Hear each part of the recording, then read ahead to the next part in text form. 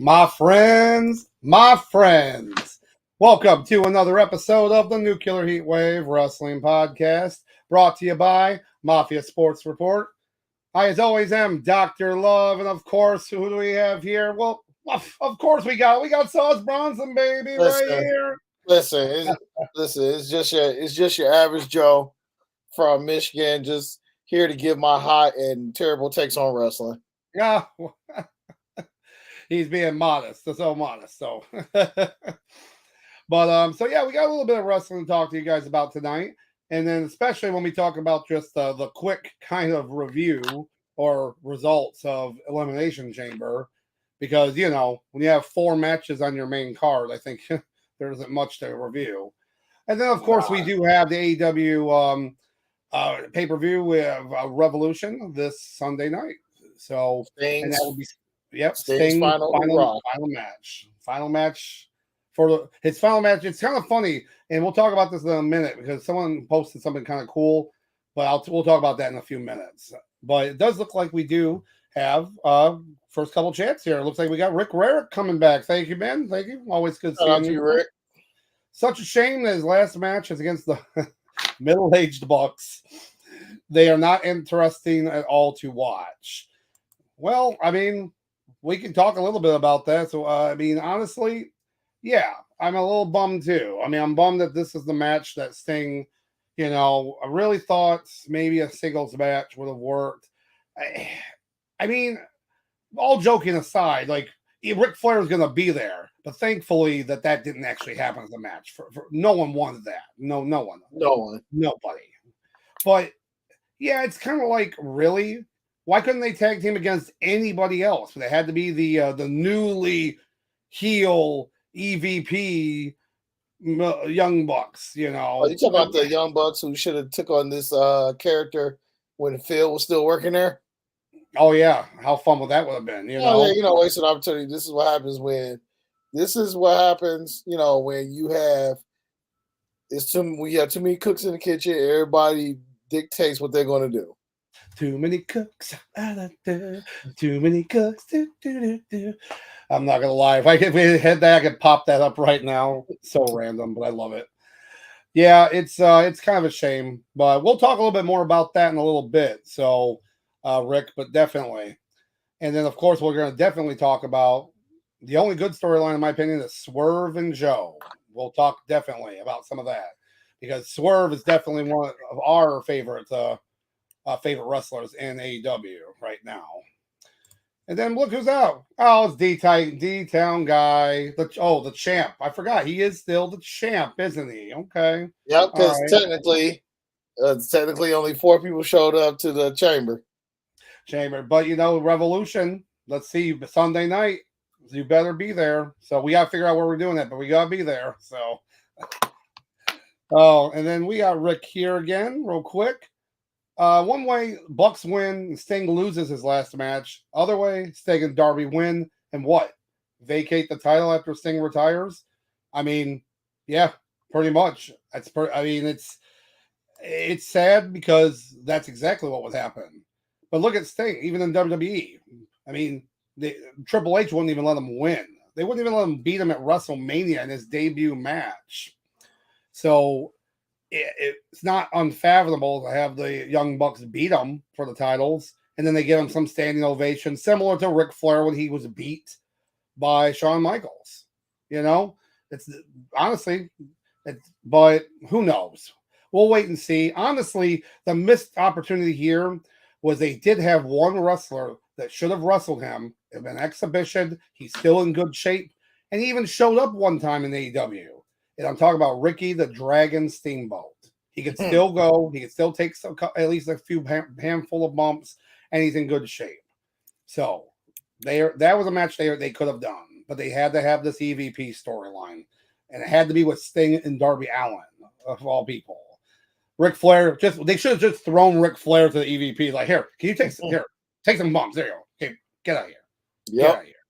So yeah, so it's interesting, but. So first, we're going to talk about, like I said, we're going to talk about the Elimination Chamber, and let's talk about that right now. Perth, Australia, 52,000 people, right? So what? That's probably like 46,000 for real, probably. If how they inflate numbers. There was a lot Well, of the people. crazy thing is, we looked up like how many people holding that stadium. They Yeah. claimed it was like 60,000. I said, "There's no way. There's no way that's correct." Like, because that's the same amount that Ford Field, for those who live, in Michigan, that's the Yeah. same amount that Ford Field holds. And I'm like, no. I mean, obviously they built it. I didn't, but still. Yeah. Yeah. So right off the bat, you're kind of thinking that there were a lot of people there. They've been clamoring for wrestling since I think 2018, and Yeah. they came to Sydney at that point, I believe. So it was it was cool. It was cool to see that. I will say, so they opened up the show with the women's elimination chamber, which right off the bat, that was my match of the night. Not even no question, match of the night. These women came to work, came to play, came to fight, and I'll tell you right now, they got the wrong person to win. I will say it right now. Becky Lynch, she wins the Elimination Chamber. They already kind of hinted towards this. I don't think they think they got the wrong person. I personally think that it should have been either Bianca Belair or give it to Tiffany Stratton. Tiffany Stratton came out there and talk about taking advantage of your time now on the roster. She really worked, and they were chanting for her. They were like chanting. It was crazy. Remember, we were just like, "Are they really chanting like Tiffy time?" They were like Tiffy, like they were chanting with her, and it was cool. And I think the funniest thing was when Liv Morgan, who don't get me wrong, we've talked about her in the past, like her work ethic, she's gotten better. When she pinned her, they were booing the living hell out of Liv because they wanted Tiffany not to win. They didn't want Liv. So yeah, but she pulled the audible. She started acting like a heel afterwards. Remember that? Like, so it's like she kind of realized that it's like, okay, on the fly, let's start changing how I'm fighting. But it was still a good match. What were your thoughts on that, Sauce? Oh yeah, overall, I was pleased with what I saw. I actually think that the women's, win a lot better than the men's. It It's kind of did. one of those things where it's like at the Rumble, women's Rumble, to me, seemed like it was as far as flow better with the men, flow better than the men's, was just better than men's in general. And just like this one, it just seemed like, I mean, don't get me wrong, the men's chamber definitely had a lot of spots in it, but for some reason, it just seemed like the women's one just seemed like it was a better match than the men's. You actually said a really good point there. The flow of it. A lot of Yeah. times you have these matches where everyone's got to get their moves in here. It's very set up to where you want to make sure these spots are seen in their best view, but you also have to make sure you're setting up to get up. Like you're not just standing there, like waiting for them to get ready for a move. You got to kind of set up for everything. And there's a whole, especially when you have more people in the ring, multiple people, 4 people at one point, I think 5 people at one point. The men's, I think, didn't they have all 6 at the end? They all 6 people, I think, right at the for just I think a that's quick only. time. I mean, since 2003, the Chamber's 19 years old. That's crazy. My gray hair just went more. Foop. And I can recall, with the exception of this weekend, maybe it was one other chamber that had all 6 men in it by the time the doors was open. Because usually it's like 4 or 5. Yeah. But them having 6, which was once again was shocking to me. Yeah. Yeah. Overall, though, I will say Naomi, she did great too. They're really putting her show her work. First, the Royal Rumble.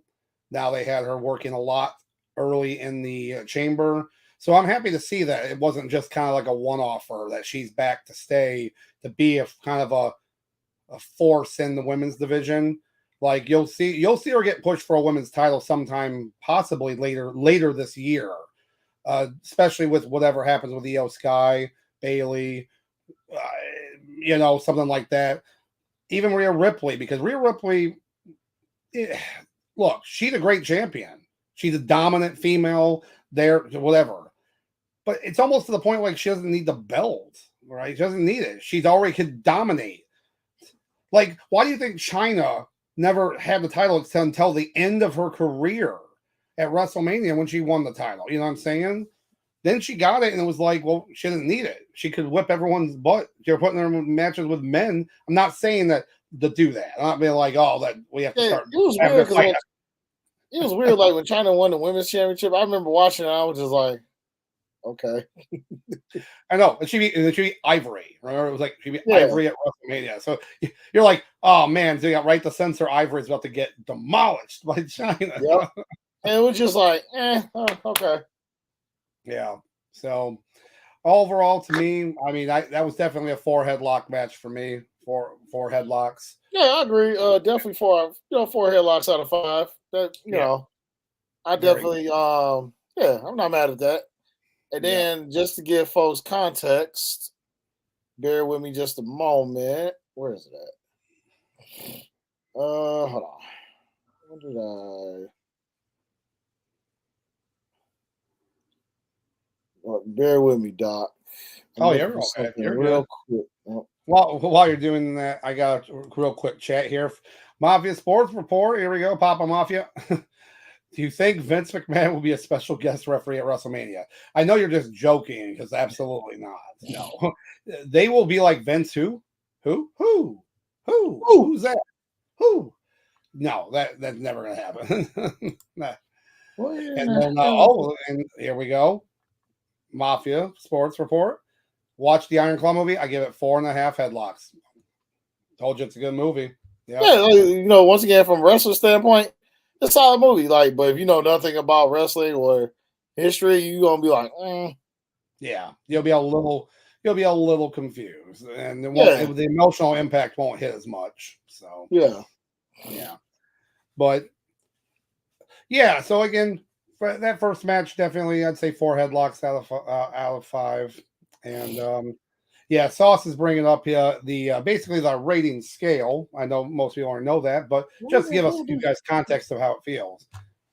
Yeah, I don't know where I'll put it. That's okay. I'll start talking and jabbing on about the next match. And if you have it, pop it on. But we'll get there. Oh, well, yeah, you said 4. You said 4 as well. So going on to the next match, we have the tag team title match. Like whatever. Well, as far as the men's tag team match, I guess you want to say from a wrestling standpoint, it was actually, it was up there as far as like potential, as far as match of the night. Yeah. There we go. Oh, so okay. For there those who were wondering what we were talking about, as far as this, our rating system. So for the people out there, so as far as that match, so as far as you have 6, as far as 6 out of 5, that's man meat worthy. 5 out of 5, excellent. Definitely potential for match of the year. Solid. It was exceptionally well, better than what you thought. 3-star. 3 headlocks. People did what they were supposed to do. It was there. It happened. 2, it was kind of meh. Or as MJF would say, it was pretty mid. Booty cheeks. The match was trash. And then Shockmaster. I don't know why these people still work for the company. Yep, and not gonna lie, that should be adopted for every single a person that does ratings. Yeah, every single one. You know who I'm talking to about. So, the guy with the Japanese fetish, yeah. Oh my God, please. Yeah, that's true. That's true. Well, yeah, Iron Claw. To go back to what Mafia was talking about. Iron Claw. Pretty like from a wrestling fan standpoint, solid movie. Yeah, definitely. When it comes out on Blu-ray, I'll definitely be picking that up. So have it for the collection. We were talking about. Oh yeah, so we were going to the tag match. So the tag team match, it was really good. You made a good point about wrestling fans seeing Tyler Bate, seeing Pete Dunne. These guys work. They're showing off them work their butts off. And actually, when Finn Balor and Damian Priest, he's there. He showed up. But there was actually a couple good near falls that made you think real close, But the other part of the match that was just so good was just Dominic and how that crowd was so deafening booing that he couldn't even talk on the mic. Couldn't even hear one word on the mic because they were so loud booing him. I'm like, this is glorious. This is so glorious. And so did you remember when we were watching it, Sauce, and it blacked out for a second? Like maybe about 5 seconds. We're like, whatever. It's like they was getting ready for a table spot. Yes. So apparently that's when Dom got like on the outside. Apparently there was the internet made it sound like it was an incident with Dominic. I'm like, oh, okay. So you of course wait till the people start posting videos and TikToks and YouTube videos. No, it was just the front row that were all just flipping them off. That's it. But see, here's the thing though, and I know to us like that's baby stuff. Not in Australia. Australia and other countries have very crazy rules, especially like look at video games. I know it's a little off topic, but video games, especially over in like different countries, Europe, Germany, whatever, huge censorship issues. Like stuff that we would put on like not an issue, they would put on like an adults only game or something. So I think it has to do more about that. Countries, it's like back in the day, like if the Japanese games, if like over in Japan, whatever, if they ported games over here, if it had anything Christianity related on there, they basically had to like take it off before. Mainly in Castlevania games. Castlevania I know, and of course the Castlevania, but it's a Dracula, and I got a cross. I mean, that's kind of like the lore. Isn't that what? God, can't even be. Or my personal favorite in Europe. They couldn't call the turtles ninjas. They referred to them as hero turtles because ninja apparently is like a taboo thing over there. Teenage Mutant Hero Turtles. Yeah, it was always so weird too. That's funny. Well, yeah, so that makes sense as far as it's just weird. Australia, for a country where everything around you that lives around you can kill you, all they worried about middle fingers. Okay. Yeah. So the match itself was, it was actually, like I said, a solid match, but it was just on a card that just felt like, well, apparently, so this is something I just read yesterday. We don't know how true it is, but at least one thing I believe was true. So because there was a lot of different plans for Elimination Chamber before CM Punk got injured, before all the stuff happened with like Brock Lesnar being, taken off, WWE and all that stuff. So I believe from what I read, the idea was that Lesnar was supposed to be in the Rumble. He's supposed to get eliminated by Dominic the same way, and then that was going to set up for a one-off match at Elimination Chamber. And it would have been funny. It would have been hilarious. Mommy would have been like, "Come on, Dommy, you got this." He's like, "What?" Like, you imagine the promos. But then, of course, they said CM Punk most likely was going to win the Chamber, and then they were going to have a one-on-one match with Cody Rhodes and Drew McIntyre at Elimination Chamber. So that's that's 2 matches added to this card right off the bat, and different. Now, again, we can't guarantee it's exactly what they thought, but I believe it is. I believe they really were pushing for Seth Punk at WrestleMania. So at that point, though, it's like you only have 4 matches. You can't put one more match on here. Yeah, they had a pre-show match. Sorry, guys. They had a kickoff show match. No, that's not what we're talking about. We're talking about. Yeah, I mean, looking back at it, you could have got rid of Grayson Waller. Like if The Rock wasn't going to show up. Yeah. You could have said to Grayson Waller. You literally could have said that for Raw. And then you could have put the women's tag match on the show. That would have created even like you could have put that right after like the men's chamber, right between men's chamber and the main event, as far as for a cool down match. And well, yeah, speak about that. After that tag match, 55 minutes went by before wrestling happened again. 55 minutes. It's like all those commercials, the Australians commercial stuff, which I get that. I'm not mad about commercials in it because that's just how it is now. That was weird. 55 minutes of non-wrestling on a wrestling pay-per-view. Correct. I know. So Tony, I would say as much grief as I give, Tony Khan, in those 55 minutes, he would have already had 6 matches already done. And we're going to talk about it because I think, at least 3 matches. I think being dead serious. Oh man. So moving on, we do have the men's rumble. Not a rumble, the men's elimination chamber, and we already kind of talked about it a little bit. This one, unfortunately, was more of a setup to find out who's getting other matches at WrestleMania. It was pretty much a lock that McIntyre was winning this match, and he's doing good. His heel works great. He deserves to win the title at WrestleMania. So at this point, you pretty much you think he's already resigned?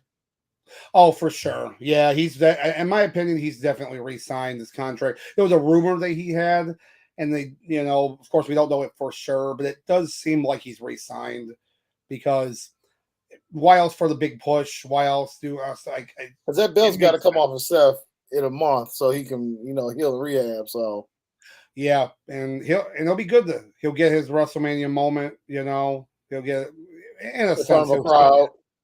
Exactly, through for a live crowd. But this match was more so to set up the other feuds. For example, I for sure assumed that Logan Paul and LA Knight were going to have a feud. It does not look like that's the case. It looks like it's going to be AJ Styles, who I had just talked about, and then 4 minutes later or something, he comes into the chamber and then beats the crap out of LA Knight with a chair. And it's all legal because it's Elimination Chamber, but they were all acting like long, I know, right? So they're obviously setting up for that to be a match, which I thought was like, okay. So, hey, look, AJ Styles, one of my favorite wrestlers of all time. He can put on a great match, and he'll put them over. There you go. So at this point, that's all he needs to do there. Yep. So LA Knight, AJ set, good to go.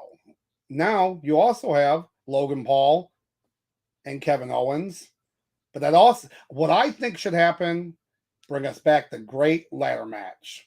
So get those two. Bobby Lashley's not doing anything. Lashley gets put into it. Who else gets thrown in there? Just trying to think off the top of my head.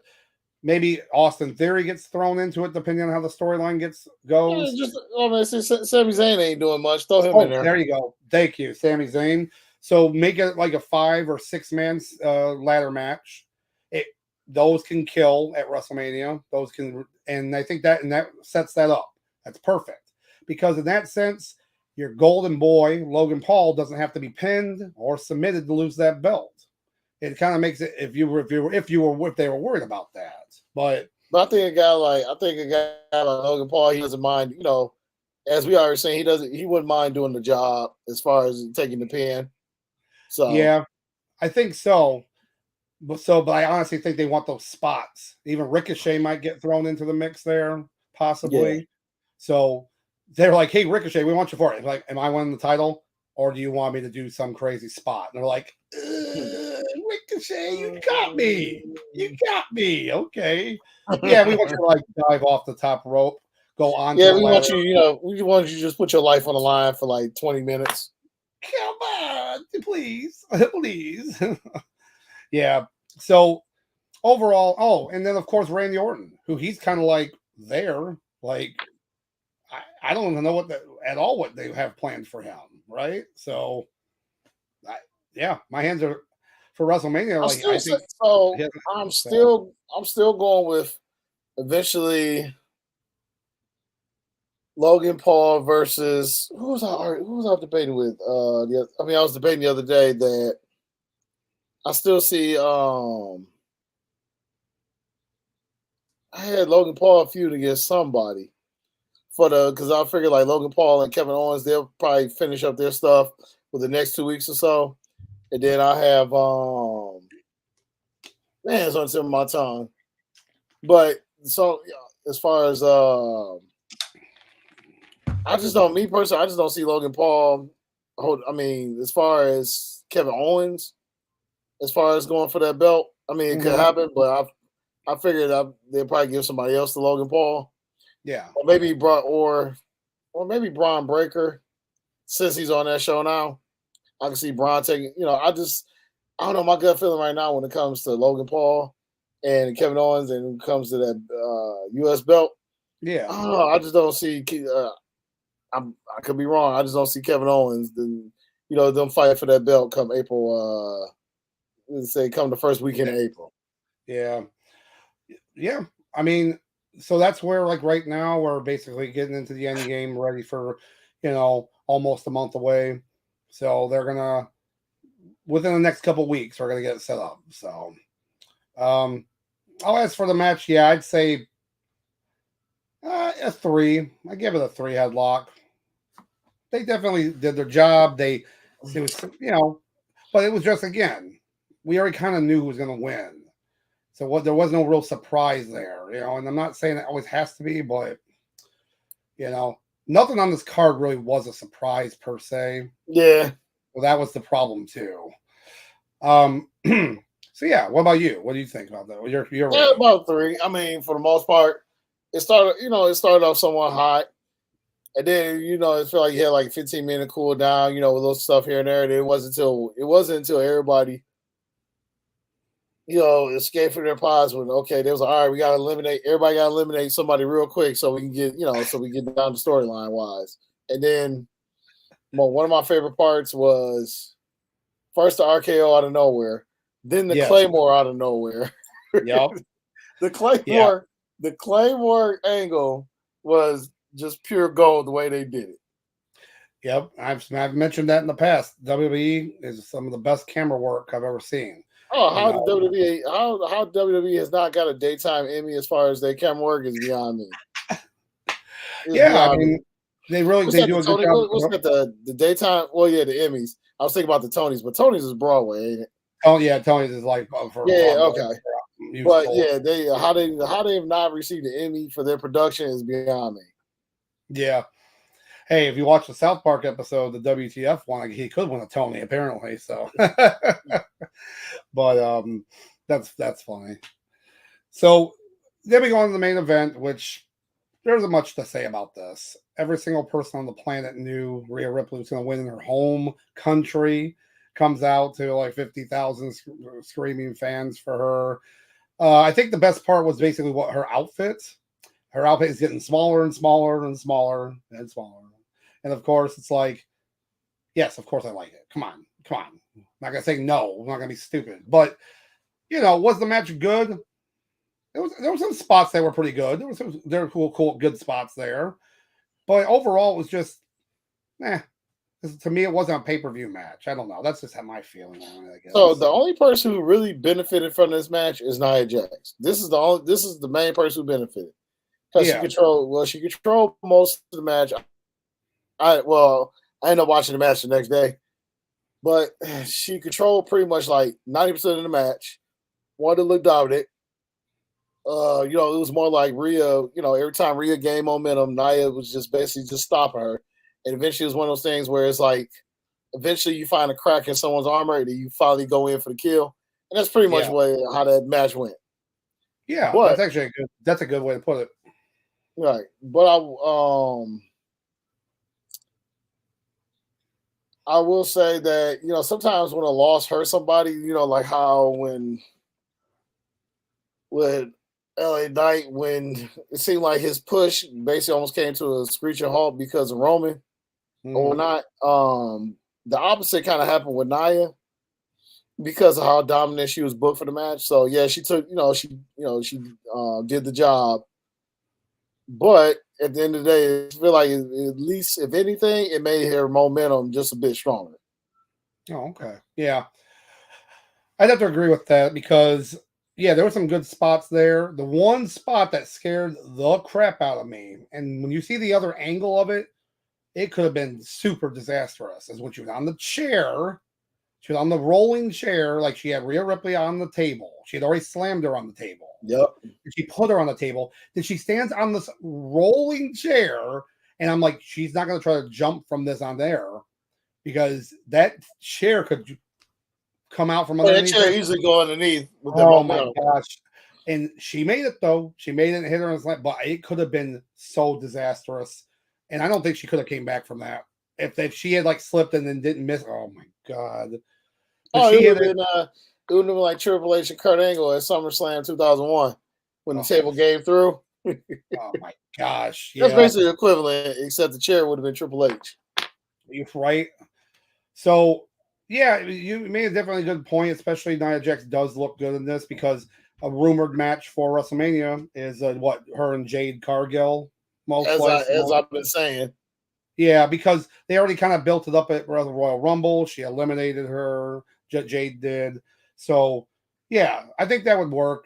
That seems to work for her debut match, and then her go over on Nia Jax would really push her at that point. Nia still would get some moves in on her, similar to this Rhea Ripley match. And that's the thing about Nia Jax. I think a lot of people fail to notice. Even in her first run, when it came to a botching Holt, every time Nia Jax was booked so well, where even when she took losses in her first run, it didn't hurt her at all. Nope, not at all. So. It was just like she knew her role. She knew, as far as how to run these matches until, she started putting people's life on the line. But for the most part, I can't recall a loss that she took that made you say, like, yeah, she's going down to Sunday Night Heat. Yeah, well, actually, I can tell you one that annoyed me. Okay. Was that the loss she had against she fought Ronda Rousey, right? In her first match, and she had a title match. Remember, Ronda Rousey got a title match in her first match against Nia Jax when she was champion. Yeah. At the end of the match, I believe Alexa Bliss came out and cashed in Money in the Bank or something, and then she beat Nia Jax for the title that night, like right after the match happened. If I remember correctly, that's what happened. Again, right. But it was like, and I like Alexa Bliss, but still, that's one of those weird, like, she beat her, but she didn't beat her with like a heel tag. She didn't beat her like brass knucks or something. She just kind of beat her with her move, which is like that weird jumping off the top rope in midair with fly and then splash. But I was like, how did that beat her? That's so weird. But other than that, no, she's always kind of looked strong in her losses. So, and like I said, in this match, I'd give it 3 headlocks. They did their job, and Nia Jax keep pushing her right now. Start it soon for the promos. If AEW did something right with her, is that promos that feud that Jade had with Nyla Rose. You remember that one? Yep. But Nyla Rose hold her belt for like 2 months. Do the same thing right now with Nia Jax. Show up on TV, show up on a promo, like the monitor. Be like, have this like back and forth. Just keep that great promo work, and then that can set up for that match without even having to do anything physical until you get closer to WrestleMania. Have a contract signing. Of course, those are always fun to get some physicality in there. So I think that would work. And we'll definitely talk about that in the upcoming weeks when the card gets more solidified. But as for the show, I can't even really rate the show. I guess I can. 3? A 2 or 3? I don't know. Yeah, so once again, for this being what it was, which was a filler pay-per-view, and we all knew it was going down, I'll say a solid 3, only because as far as everybody goes, nothing was, everything went according to plan, but everybody did their role, and at least we felt like we were somewhat entertained for 2 hours and 45 minutes. You got it, man. You got it. So yeah, so that's Elimination Chamber. So I say la vie. It's done now. The road to WrestleMania is wide open. So now as we change gears slightly, we're gonna go over the he's gone. No, I'm here. No, I know you're here. I was messing. But we're gonna go over the matches for the AEW Revolution show. That's this Sunday. Oh, quick question, Doc. Yeah. Does MJF come back this weekend? At this point, he'd be out for 3 months. 3 months. Well, technically 2 months and some change, but That's hard to say. He might come back. Yeah, he might. It's hard because it's hard to fit him into a spot that's not, you know what I'm saying, because of the nature of the matches going on. So maybe, but you know what? I'm gonna say no. I'm gonna say no. I think they're gonna wait. They're gonna wait till May, Double or Nothing. I think they're gonna wait till that or Ooh, that's a around long that. time. It's a long time, but he also needed a lot of. He was pretty banged up. But you gotta remember, this is the guy that popped his damn hip out at Full Gear doing and had to pop it back in during this match. Right. So yeah, so we got 9 matches so far on the card. Yeah, we're gonna go a little bit quicker on some of these too. So some of these, as of now, if all 9 of these are on the card, I'd be surprised, but none of them look like they'd be a pre-show. So, I'll tell you one pre-show match right off the bat.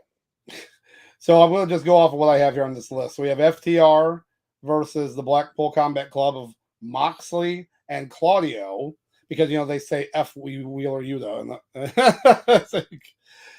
and it's just a tag team match. So, yeah, I'm not mad at that. Well, I'm not. Well, no, I mean it's kind of funny. Any other card, that's like your marquee tag team title or tag team match, right? But is it going to be good? Yeah, it's FTR. Moxley's in it. Claudio. Yeah, that's going to be, could be some good stuff right there. Not much. Listen, it's going to be a car wreck for at least a good solid 16 minutes. That's all I need. Wait and see the car wreck coming up in a little bit here when I talk. But yeah, so it's going to be good. I'm pretty sure that Meltzer has already given this match 4.5 stars because of FTR. Match hasn't happened yet, but he's already given it that. So we'll see. But let's see. Now this one right here, this is so funny because they have Wardlow versus Powerhouse Hobbs. Now they've added, for no reason, Lance Archer, the Murder Hawk. Wait, what's it called? The something Murder Hawk or what is stupid name he has? It's a Meat Madness match. Legitimately, what AEW is calling this Meat Madness match.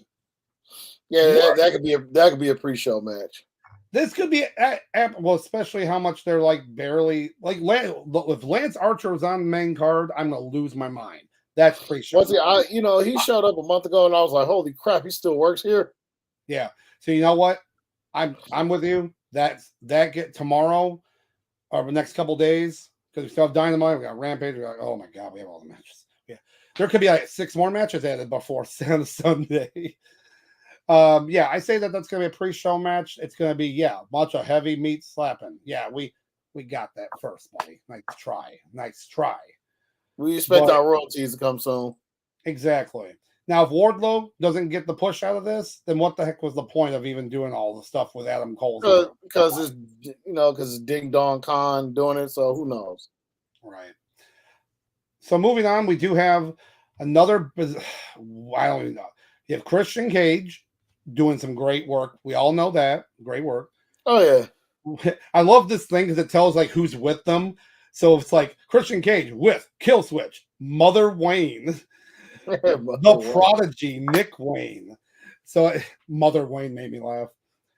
Versus Daniel Garcia. What? No, come on. You're saying that's the best you can work with on this show for Christian? So I guess, hey, Adam Copeland, I guess, is, that spark's kind of dying down, isn't it? I hate saying it, but that flame fizzled out. So at this point, I mean, Garcia was pushed, really good.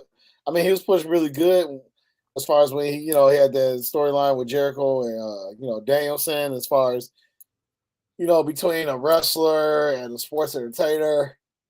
Oh, and And now he look was what he's pushed. become. He was, you're right about that. He was also pushed really well in that pure matches he had back and forth. So it's like it can work, but this doesn't make much sense to me. You know, Christian's getting more material for wrestlers for his great promos. I don't know. But the match itself, to me, yeah, I'm not. Yeah, I care less about this match. Now you have, and of course, TK is gladly ready to show him off. You got Will Ospreay versus, Konosuke Takeshita with the greatest theme music of all time. The with Don Callis, of course. I don't understand how people like that music. It's so trash. Oh, sorry, doing the best music. Oh, and he's come on. So, yeah. So TK is extremely ready to show off Will Ospreay and the newest signing, the biggest signing in AEW. And I thought Adam Copeland was. Oops. Okay. But my match is gonna be good. That's probably already got 5 stars from Meltzer right now without even starting. It's got 7. Come on now. It's got 7 stars already. So, it's gonna be good. But it's like, what's its purpose? Are you gonna So I don't know. That's just sometimes the debut matches, they don't necessarily have to have a purpose. You just need somebody to make somebody else look good for the most part. Or they had them start off hot. And it reminds me of I want to say NXT New York Takeover. We had Sami Zayn versus Nakamura. Now, mind you still had no storyline, nothing with each other. And they brought in Nakamura, and they just told Sami Zayn, listen, we want you to go in there, put it in a banger, do the job, and do what you got to do. And all right. And still that match was still part of probably one of the best cards we have seen in professional wrestling in the last 10 years. At least top 3 best card. Oh, okay. Because remember that was the same takeover where you had Balor versus Joe in the main event.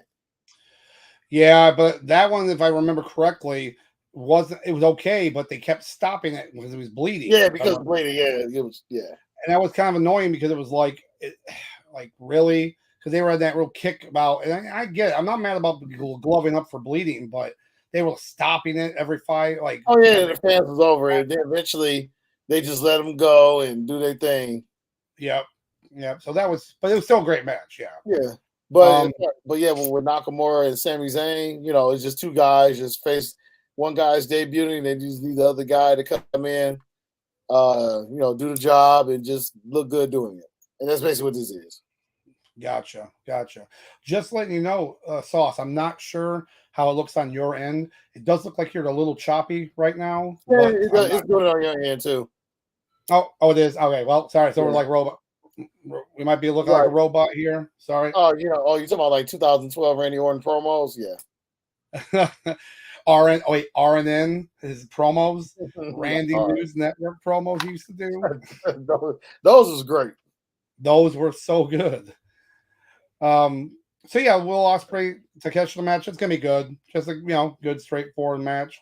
We'll see what happens. We'll see if there's anything someone comes out maybe at the end, maybe to set up for something. Maybe we'll see. We'll see on that. I'm ready for this next match if it's the one I'm thinking about the name.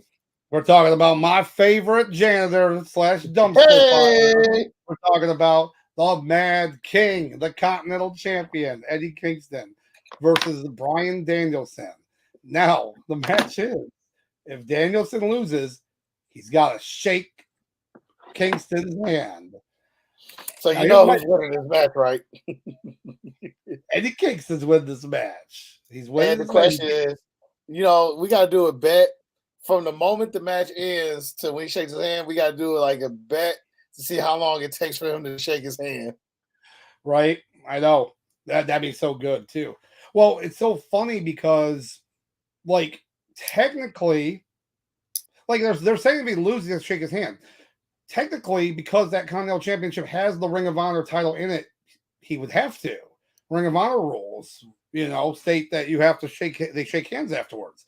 That's Well, been if a it's that rule. type of match. Oh, okay. I see what you're saying. Okay. Well, then that's fine. Oh, because this is because you said Ring of Honor rules, right? For that one particular belt. Well, yeah, and since this Continental title has the Ring of Honor World Title Championship within it, so like because it's like it's a Triple Crown Championship, so it's like Right, but three does the championships. Continental but I think because it's for an AEW belt, even though he is holding all those belts, but because it's an AEW match and not an ROH match, the technicality is where he doesn't necessarily follow those rules. You got it. Nope, you're right. That makes sense. That's the only reason So, why I bring. That's the only reason I bring it up because I'm looking at the card and it says the AEW. It's for AEW Championship, not an ROH Championship. no, So, you're absolutely right there. Continental Crown Champ. Yep. but So right now I'm giving Danielson. I'm giving him 3 minutes from the time he gets pinned to when he shakes the Mad King's hands. 3 minutes. there you go. You know, draw it out. Draw it completely out right there.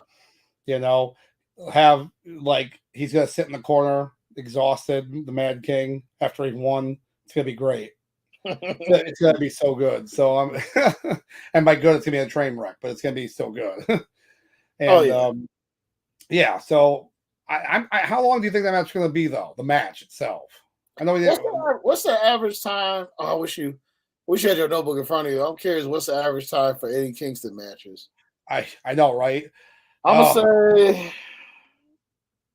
off the top of my head, 13 minutes. I had in my head 15. So right. I was like, we were both pretty close right there. Okay, all right. Because I mean, if you ask me, Daniel said we both know that man could go 3 hours if he wanted to. Eddie Kingston's like, hold on.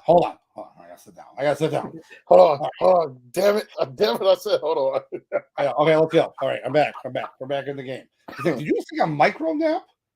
So he pulled a Tyrus the virus. Oh my god. No. Oh no. Tyrus. We had Tyrus brought up on the podcast. I'm sorry. I'm so sorry. The Nuclear Heatwave Wrestling Podcast apologizes for Tyrus being brought up on our podcast. We do apologize. My bad, guys. My bad, wrestling fans. But yeah, being serious, for sure. I'm excited to see this match. Honestly, two completely different types of wrestling styles. So I'm a big fan of Eddie Kingston and Bryan Danielson's work. So I'm all for it. So I wonder this next match, if it's the match I think you're about to bring up next, I wonder are they going to is this going to be the closer? But I'm waiting to see which match you. So it's probably different. No, I'm talking about the timeless Tony Storm. Oh, okay, there you go. That's the match I was thinking of. Yeah. So you have timeless Tony Storm champion, the AEW Women's Champion, versus Deonna Purrazzo, the newest, the virtuosa, who just was brought into AEW. Two things I'm going to say about this match right here. One, I'm very happy that they brought in Mariah May. She's with Tony Storm, like so at the moment, like it's kind of like her, entourage. I'm a big fan of her work from Shimmer and over in Stardom, I believe it was actually, and really good wrestler. I could see why WWE ended up not signing her because her character and gimmick is very similar to Tiffany Stratton, almost to a T of the same. A little bit taller, a little skinnier, but she can still wrestle as much. But she has that kind of like the brazen Barbie gimmick, So it would have been like, well, we got one already. We can't really do the same thing twice, and that's her thing. So I'm glad that she got work here doing her gimmick, without having to change it. Now, Deonna Purrazzo, on the other hand, she's a good wrestler. We've seen her wrestle. I've seen her wrestle and stuff, but she had a horrendous match start on with AEW. I can't remember the girl's name. Actually, I'm gonna be honest with you, Doc. It's been about 2 weeks in a row where she had like these weird spots where she just like like some were botches and some it was just like the two people in the ring was not on the same page. I'm watching her wrestle at all. And I'm watching her wrestle, and it was just like last week. I couldn't even remember. I couldn't tell you for the life of me who she wrestled, but I'm watching this match because Tony Storm was ringside, and it was just like people. I don't know if they not calling their spots while they in the match. They just figure, the one person's assuming the other is on the same page. I don't know, but it was. Oh yeah, it was just like, and I'm looking at it, I'm like, okay, because she came from Impact, correct?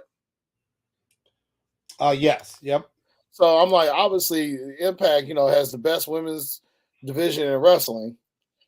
And I'm just like, but then again, it goes back to this rant that I made about 5 months ago, where Yeah. AEW's problem, besides the booking, the biggest problem with AEW is they don't have a particular wrestling like blueprint, the style. Like, say what you want about WWE, but WWE has a particular style, a particular way of doing things. So everyone eventually adapts to that style. So people are on the same page. With AEW, you got all these spices in the cabinet, and and nobody's mixing it in the same pot. Everybody just kind of doing their thing over here and there, and sometimes it backfires in the ring.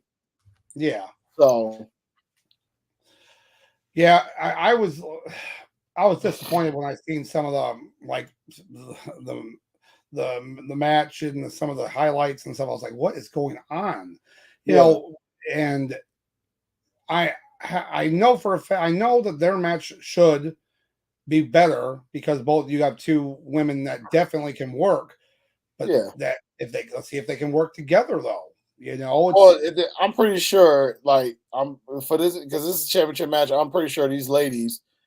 I'm hoping both these ladies got together, and did a little bit of little ballet, together as far as practicing spots and whatnot. yeah.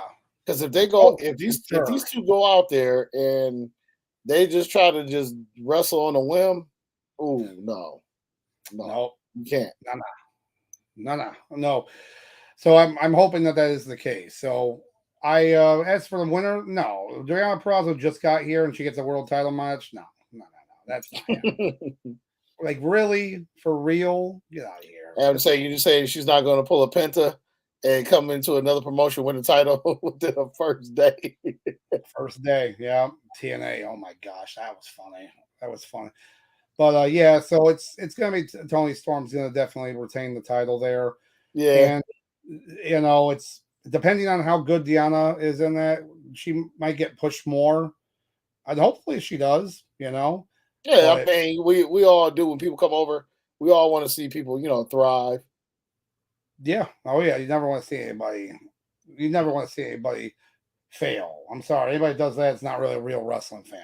Unless it was Nice. Jay Cargill, I'm just saying. Uh, I'm just saying. But anyway. yeah, that's funny. So we're gonna move on here to we're gonna leave the two matches for the end, the world title and Okay. the tag team title match, but we're gonna go to the random one. I'm saying the random one of Orange Cassidy defending his international championship against, of all people, Roderick Strong. I forgot, of the Undisputed Kingdom, guys. Hey guys, what's up? I'm here. Who are Well, you again? Oh, Roderick Strong. You're like 5'4", Roderick Strong. Get so out of here. here's what I'm gonna say, Doc. If they want people to take this group seriously, Roger Strong's got to go over. They got to start Yeah, collecting belts in this group. that's a good point. That's a very good point right there. The group that what Adam Cole's the manager of, and didn't want to be the manager in WWE because he left for it, but now he's a manager now. Oh, okay. I still just laugh like I'm so over it. I guess I'm just over it the fact that you made your group members from the kingdom of all people, who literally get laughed out of a lot of indies and are in Ring of Honor when they were there. Come on. The only good thing that Mike Bennett has going for him is Maria. That's it. I was sorry. I mean, Also, to the fact that's that a he's good been on. thing. I will say, Doc, this is the most since December 31st. This is the most I think we've seen Mike Bennett on TV in the last 10 years. I know. Like, I still laugh when he was in WWE. Not only did they change his name to like Canellis, like off of Maria's name, they had those bizarre promos where she would just come out, announce them, and he like never wrestled. He just kind of like wrestled like twice on Superstars, Velocity, or whatever. Yep. Basically, I was like, what was the point of that signing? It Yeah, wasn't them like, two, like basically everybody wasted everybody's time. I think what it was, honestly, is they wanted Maria back because she, obviously WWE made she made her career there, but she was like, well, you got my honey's got to come too, and they're like, okay. It was like, I'm on. It was I'm like they looked. It was like, damn. Damn, Okay, I know, right? Damn. So, yeah, you know what? I'll tell you right now, if they would actually go over, that would be crazy. That would be. That's the only way you're gonna start taking that group seriously. If Roger Strong loses, is like once again, it just makes you wonder. It's like why was this group even put together? Yeah, for sure. So I'm hoping that it. Yeah. Well, there's I'm gonna be going some for Roger Strong just to make this group seem like they have some type of credibility. Right. They're gonna have some massive like Taven Bennett's gonna come out. The best friends are gonna come out. They might all get kicked out, by the referee. My hands, Aubrey might be like, "Hold on, guys, hold on, you're all out of here." Oh, I can't stop. But yeah, gosh, if Roderick Strong really went over, I'm not gonna lie, that'd be crazy. But you're right. If he's gonna do it with interference. That's all. That's what I forgot to add too. Yeah, it has to be interference. Yeah, that makes. He's not gonna go over clean. Come on now. No. All right. So in the words of Stone Cold Steve Austin. Oh yeah, there you go. All right. Do we want to do the world title or the tag title? Let's do world title.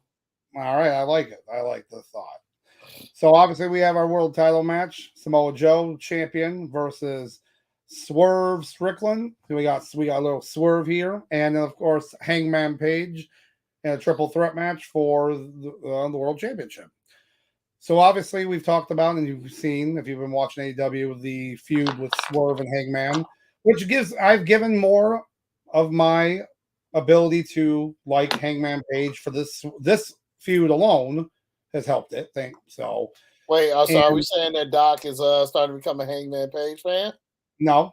I just said I appreciate his work. There's a difference. I appreciate his work better now, especially because you can see how the feud has went on with Swerve and himself. So that being said, do you agree that this should have been a triple threat, or should this have just been Swerve and Samoa Joe?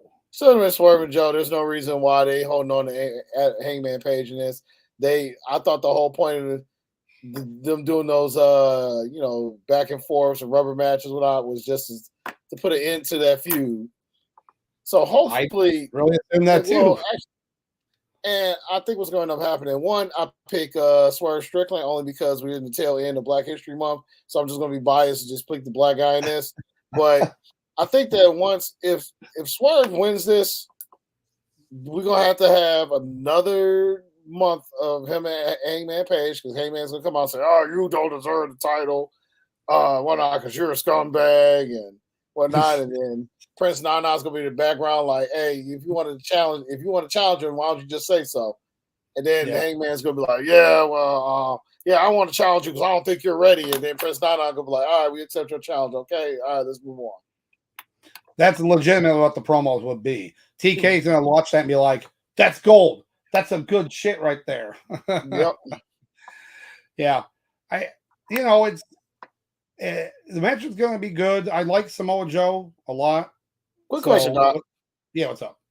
So since Joe won the belt, he won at the end of December. Yeah. Has he only had one title defense, and that was against Hook? Because me and my coworker was talking about this earlier, and I think I haven't done no research to back it up, but I want to say Hook might have been his only defense. I think you might be absolutely right. Because obviously they've had no pay-per-view since, this is the first pay-per-view they had since World's End. And and we got that one hook. Like I said, we got that one-off match against them two. I want to say Joe has only had one defense, and it was against Hook of all people. All right. Well, I'm going to find out right now. So I don't know if me saying this dictates how you're going to pick this match, but I just thought I'd point that out. No, you're right. So I can actually find out right now. There's a great any wrestling fan, definitely check out I'm trying to find out cagematch.net. One of the best. It's imagine the internet movie database of wrestlers and matches. Very cool. I was able to pull this up, and it looks like yes, the only match he had after he won them where he defended the title was Hook, and that was on Dynamite on January 17th. That was his only defense. So this man's only had one defense in 2 months. Yep. And it was against Hook. Yep. I don't blame Joe for this because he just works there, but goes back to Tony Khan booking. Why before we you give your thoughts, ladies and gentlemen, why have we not got a Samoa Joe versus Mox world title match yet? I'm just wondering. It could have been just like once again, just a one-off on Dynamite, them two or Collision, whatever you prefer. Why have we not had a Joe versus Mox title match? These two, I want to say, I don't think them two has yet to ever lock horns in wrestling. I don't think so. I mean, so this is all I'm saying. So far, sorry, Joe. This run has been pretty. His AEW run has been pretty trash so far. Yeah, that's bizarre. Say what you want about Jinder Mahal, but Jinder Mahal, at least he had his run was against some heavyweights. And no pun intended. Well, pun intended. I don't care. That's always pun intended. So, but go ahead, Doc. Yeah, that's a great idea. I mean, he could have defended it against any, like if, for example, he could have defended the title against, they could have put Wardlow in just a match randomly. What big guy fight him, whatever, and it could have even been a non-title match just to fight him to then push that group up. Like imagine if Wardlow fought Joe, you don't get a title match, but I'll beat your ass. Wardlow goes in there and he doesn't beat him clean, but he doesn't look bad in it. Because he beat him clean. The last time they faced each other, he did beat him clean. But I do agree with what you're saying. Like Joe has a chance to get the upper hand if someone cheats, and and then he gets over dirty. Yeah, I don't know. It just seems odd that they would, after kind of dog it on either other companies, by the way, or other wrestlers in their company about not defending the titles, but then don't get booked to defend the title. Seems odd. Seems weird. And so with this match right here, I truly think it would be great to see if Swerve would win, but it just seems sucky for Samoa Joe to lose the belt after it took, we felt like it took so long for him to get this belt. And if Joe loses this match, if he loses his belt, then unfortunately, this is gonna make him look as a transitional champion for this company. Yep, you're absolutely right. So which kind of sucks, but when you've only had in 2 months a champion, and your only title defense against an emo kid who looks like Sora from Kingdom Hearts. Yeah. Say what you want. Like I said, say what you want, but the modern day Maharaja had a much better run than this. At me all you want. I'm not going to lie. In my head, I had a fantasy booking of like wrestling.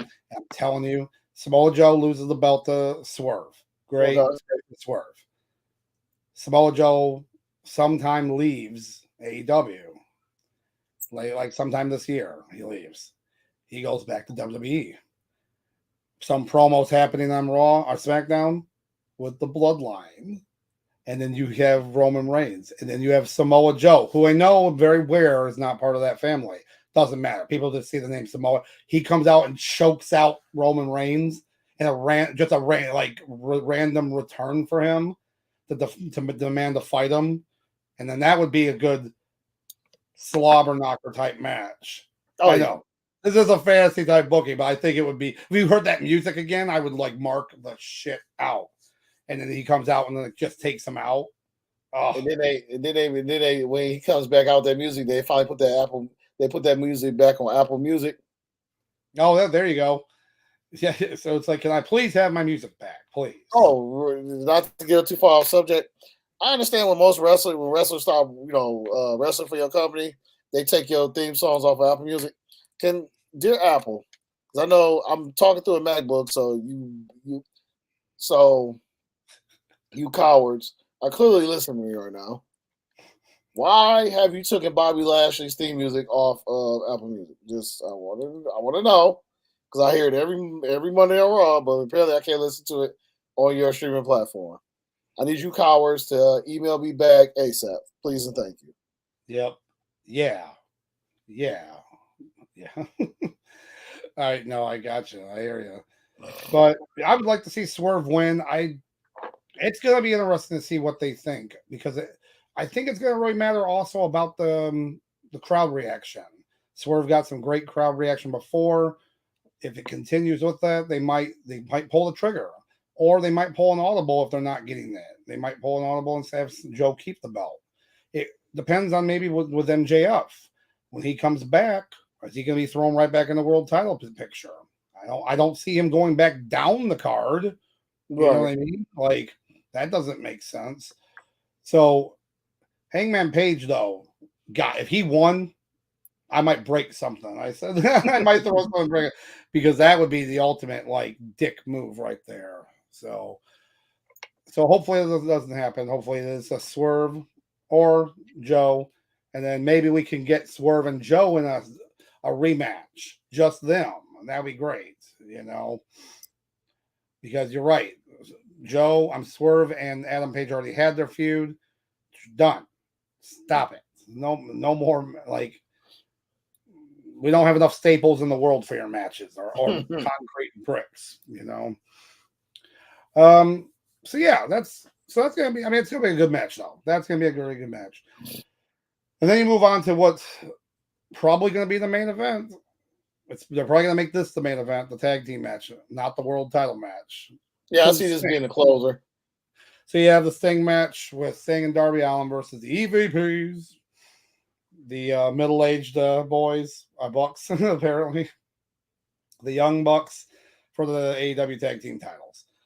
Yeah, we kind of talked about it briefly earlier. I don't even know. I'm just... we're going to get some sweet video packages, most likely, of him, of Sting. We're going to get some cool behind-the-scenes stuff. We're probably going to get a scene of him sitting there putting his face paint on for the last time. Darby's in the background, like talking to him, like, "Hey, we got this stuff right." Or they might be doing their paint together or something. Like, "Hey, Uncle Steve. Hey, Uncle Steve." Oh my God! Just in the background, Uncle Steve. Oh, please. It look like Elroy Jensen.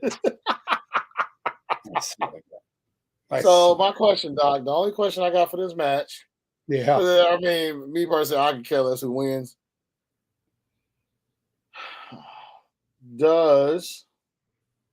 Does Darby Allin turn on Sting and turn heel? I don't see it happening. If he wasn't retiring, no.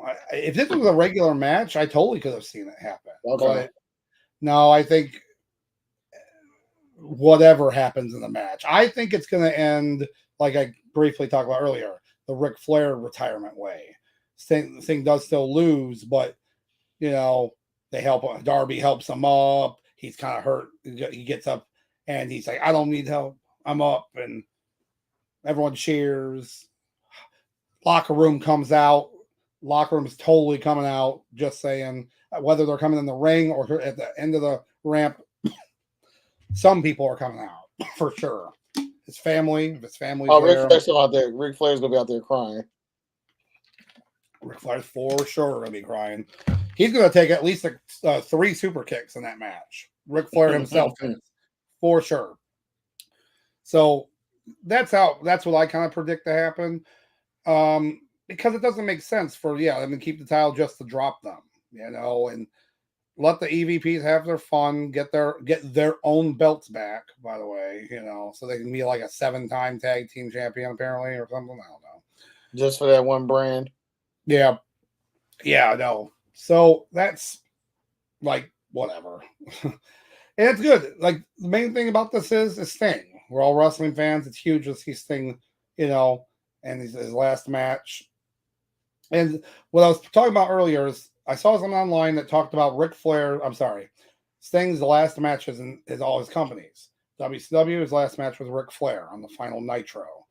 His final match in TNA, and mind you, he was in TNA longer than he was in WCW. It's kind of crazy to think that, but he was. His last match was EC3, Ethan Carter III, believe it or not. So, which I was like, really? Because I kind of forgot like when he left, but yeah. And then, of course, in WWE, it's Seth Rollins. So now it'll be the Young Bucks. One of these doesn't fit with like the others, Arguably two doesn't, but but yeah, it's all about Sting. So you're gonna see some spots here. Sting's gonna get all his moves in. He's got here and there. But yeah, I think he'll lose. I don't know. Because what are they gonna do? Like, say Sting and Darby Allin win, they vacate them, and to just have another tournament, another 3-week tournament to have the next show they have, like the whatever next show they do on TV. Like how they do Fyter Fest, or Baseball Brawl, or whatever the hell they call them, the other ones. But yeah, is that what they're gonna do? Come on, get out of here with that. I don't know. But I'm like you. I don't really care how the match ends. It's just watching Sting's last match there. So that's what's going to be cool to see. And but you know what does suck though? Not about Sting. Not about this. No Acclaimed. No House of Black. No TBS title match. Now, mind you, we still have Dynamite. We still have Rampage, Collision. I wasn't joking. They're probably going to add about 5 more matches. 4 of them on the pre-show. So, and I'm telling you though, Sauce, if the Meat Madness match is on the main card, I am going to laugh so hard about this. Meat Madness. So, I swear. God. Oh, that's when you start getting loopy after a long day right there. But so that's it for so far. That's it so far for when it comes to Revolution. Looks like on paper it could be a pretty good card, but the AEW, it's always hit or miss, right, man? It really is. So we shall see. But yeah. Oh, I do want one thing, one thing to bring up. It looks like legendary wrestler, and manager. And at one point, kind of like owner and whatnot, part owner was Ole Anderson, passed away. Yeah, I saw. Passed away. No condolences to the Anderson family. Yep. So, yep, definitely all the condolences for there. And yeah, so, but yeah, that's pretty much it that I had. I didn't know if you had anything or you had picked up or heard anything cool or something. No, I mean, give you my heat of the week. Oh, of course. Yep. So I'll say heat of the week. I'm gonna go with the Australia crowd. Shout out to them. Yes. Yeah. So it's my the crowd. They really made as far as those the chamber matches. They really got into those. Even the Western tag match, they stayed pretty active. For the tag match, especially for Dom. Of course, the main event. They let their voices be heard, but for the most part. They've been clamoring, for some like wrestling for a minute from WWE. So they showed up, they showed out. Shout outs to them. That's my heat of the week. I like it. I'm gonna have to go with Cody Rhodes, mainly because to a couple things.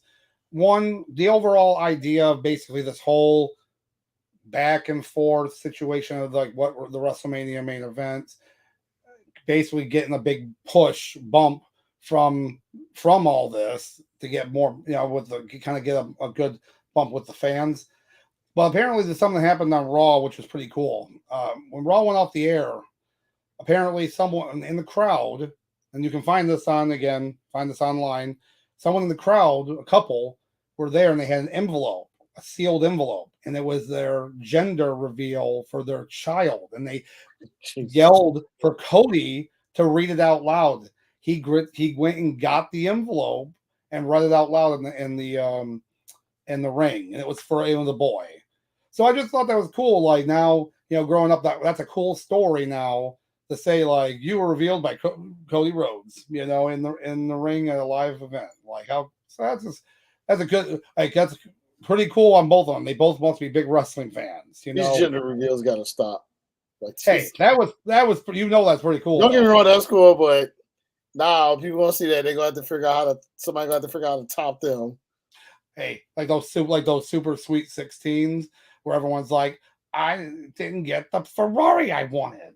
Now you gotta have people run out in the crowd with an envelope. They're gonna be running out during NFL games, trying to do their reveals, gender reveal for their kids.